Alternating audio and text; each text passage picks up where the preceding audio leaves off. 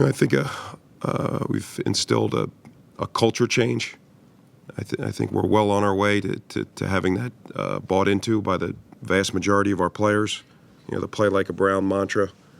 I think we have a lot of guys that typify that. But we have to get everybody on board. I told the team today that the guys that do it the right way, we're thankful for, and the guys that aren't, if they want to take it as a warning, we're going to encourage them and get them, coach them hard to do it the right way. And if we exhaust all opportunities, all options, and can't, then they won't be here. Are Gilbert and Manziel in that group? Are they out of warnings? Is this? I wouldn't say out of warnings.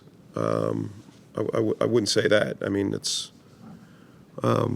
I think the two situations are a little bit different. I'm not going to get into, like I said before with Justin, I'm not going to open up each player's personal file here and get into details. But Justin essentially was suspended on Sunday. It was past the 4 o'clock deadline to do it, but it was as a result, as was Josh's, just as multiple violations and having been served, having been warned that a suspension would occur. Whereas Manziel he was late for a treatment, so it's I'm not writing off his behavior as acceptable. It is unacceptable. Especially we said that we hold the quarterback to a higher standard than everybody else. That just comes with the territory of that position. So has his behavior been disappointing? Absolutely. It seems like you tried tough love. You mentioned that often, especially with Gilbert, and it hasn't apparently sunk in. So the results have been inconsistent. Sometimes it has been, other times it hasn't. One of the reasons that the veteran players are hardest on him is because they see how good he is. They see how good he can be, and they just know that he's inconsistent. That they're trying to pull him along for the ride because they all see it. They all do. You're trying to look for Josh Gordon right now, just his place in the franchise. Clearly a disappointing way for him to end the year,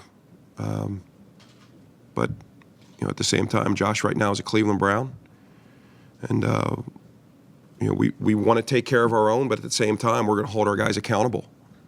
That I think everybody recognizes the talent that's there, but this isn't an individual sport. You have to be accountable to your coaching staff. You have to be accountable to your teammates. More importantly, and that's the thing that we have to get right with Josh. It's not the ability, but it's at some point, you get tired of using the word potential.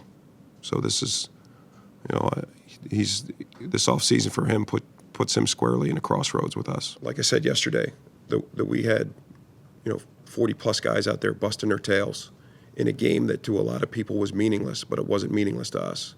And the fact that we were able to have a lead with 8 minutes or whatever it was left in the game, and guys playing their hearts out, guys, basically in tears in a locker room after the game because they played so hard.